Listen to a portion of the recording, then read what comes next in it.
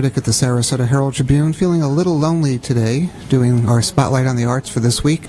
My colleague Carrie Seidman just got back about 10 minutes ago from a trip to Seattle for a conference, and so I'm sitting here all by myself and talking to myself, but I have this empty microphone here to remind me of her, all the things that she does. There's a lot going on this week. Of course, it's the wrap-up of the Sarasota Film Festival. Tonight, Thursday, is the rescheduled performance by Kristen Chenoweth of her one-woman show, The Art of Elegance, which I'll be going to and looking forward to that, and hoping she'll say something about why she postponed the concert that was originally scheduled for last month. There are a couple of gallery openings this week. At the Allstaden Contemporary, they're opening 50 Shades of Red, an exhibit of work by the New York artist Marcia Owit. And at the Alan Gallup Gallery downtown, there's an exhibit of paintings by George Pappas and Tom Grabowski, so you might want to check those out. The Allsted exhibit is running through May 26th, and the one at the Gallup Gallery is through April 29th. For music fans this weekend, the Venice Symphony is performing at the Venice Performing Arts Center, and they're going to be doing a Florida premiere of a piece that I just lost my place of. It's called Sequenza's Concertante. They're performing on Friday night and Saturday afternoon, and you might want to check that out.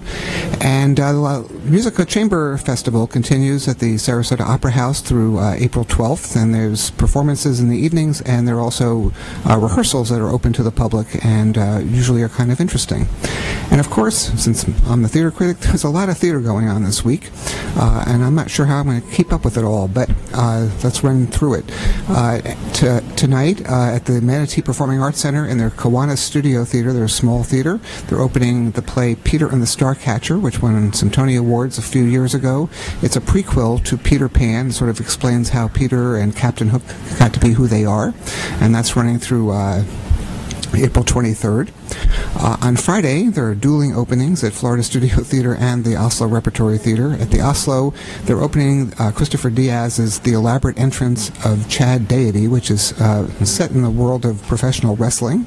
And the Cook Theater, where they're going to be doing it, is been turned into a sort of wrestling ring with the actors performing, or the audience sitting around the ring, at least to some degree. So that should be kind of interesting and a different, real change of pace for the Oslo. At Florida Studio Theater, they're opening, it's their final opening of the main stage season with Victoria Stewart's Rich Girl, which is going to be running through May 26th, and it's a contemporary version of Washington Square, which has also been adapted into The Heiress, but it has a contemporary setting, so you might want to look into that. Next week on Tuesday, Venice Theater is opening a new production of Inherit the Wind, the Lawrence and Lee play that sort of inspired by the Scopes Monkey Trial.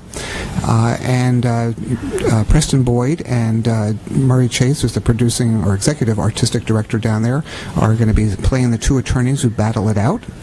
And something also very different, the FSU Oslo Conservatory is going to be performing William Shakespeare's A Midsummer Night's Dream. Nothing unusual about that, except they're going to be doing it at Selby Gardens, outdoors behind the Payne Mansion. On the bayfront, the audience will be facing out to Sarasota Bay, and so they're using the gardens as a natural setting for this play that's set in a forest, so that seems like a perfectly logical thing for them to do. Johnny Epstein, who is a real expert in Shakespeare at the Conservatory, is directing the production, which features the second-year students, who you all will be seeing next year on the Oslo main stage. So all that and the film festival going on this week, there's lots for you to consider. I saw Peter and the Starcatcher last night. I jumped into a preview performance so I could keep up with all the other things that I have to do, and so my review will be in the paper on Friday and online late tonight. And look for the other reviews over the weekend of the different performances from the La Musica and from the Venice Symphony and the plays. Look in the Sunday Arts section of the Herald-Tribune, or check us out online at heraldtribune.com/arts. And I hope next week I'll be back here with another person sitting here with me at the microphone. And until then, have a great week.